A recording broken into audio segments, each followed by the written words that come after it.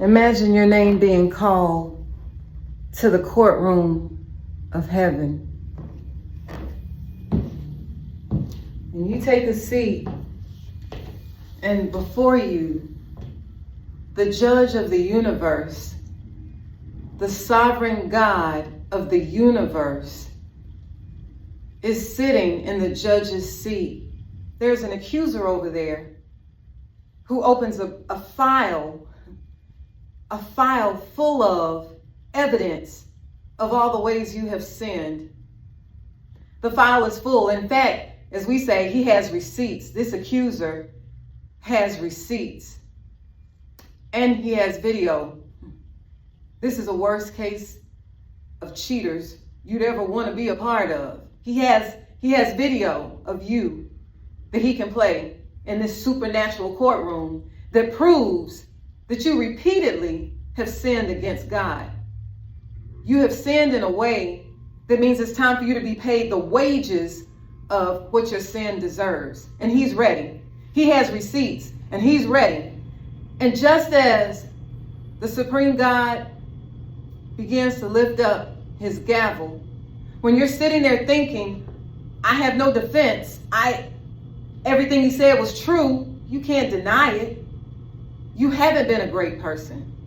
There were things that you've done and repeatedly did, and you knew they were wrong. You've mistreated other people for your benefit. You've done these things knowing or not knowing that there was someone watching, that there was an accuser watching, and heaven was watching.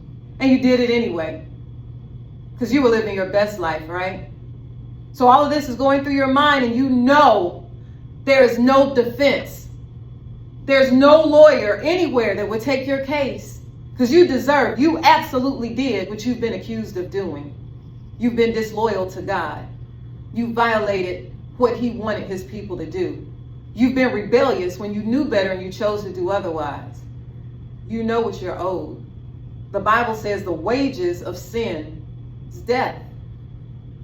You know what you're owed. And just as you're sitting thinking, it's over, he slips in the seat beside you and he asks to speak for you.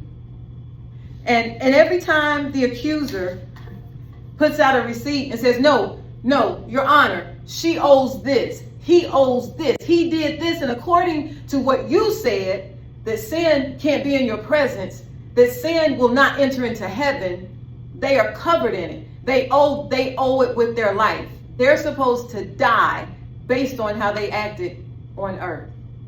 You know it's right. You saw it in the Bible. You drop your head. And Jesus leans over and whispers and says, I got you. You got me. You got me.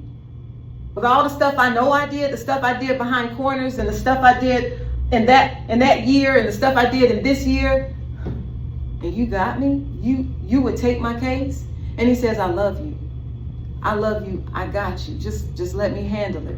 There's this noise in the courtroom, and he's over there yelling and fussing and cussing and wondering what in the world is going on, because every time he pulls up a receipt, it says what you're owed. You owe this amount.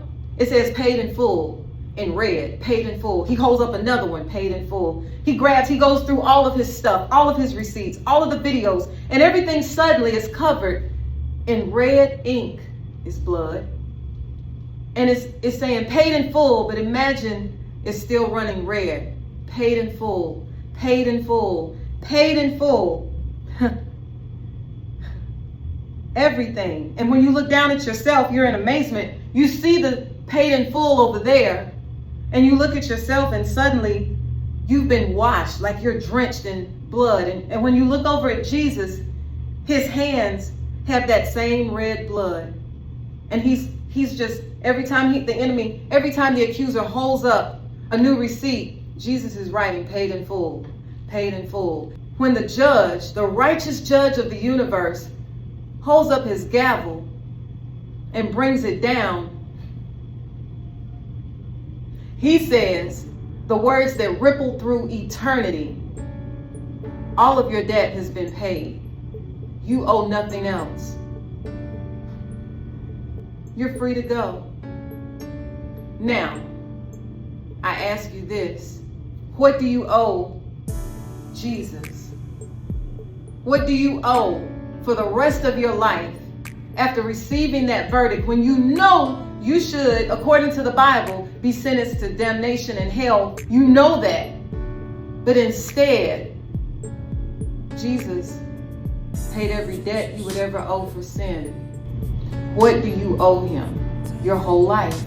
To go out and tell the entire world how they too can be forgiven. What do you owe him? What do you owe God, who allowed Jesus to take your place and pay a debt you could never pay? You could never. The only way you could pay that debt is with your entire life, to die and suffer a fate for eternity. That's the only way you could pay the debt you owe.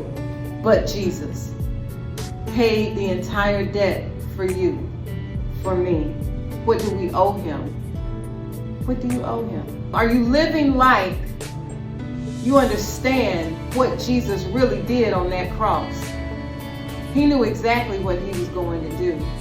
He knew exactly what lay before him. And for the joy that was set before him, he endured the cross for us because he loves us that much.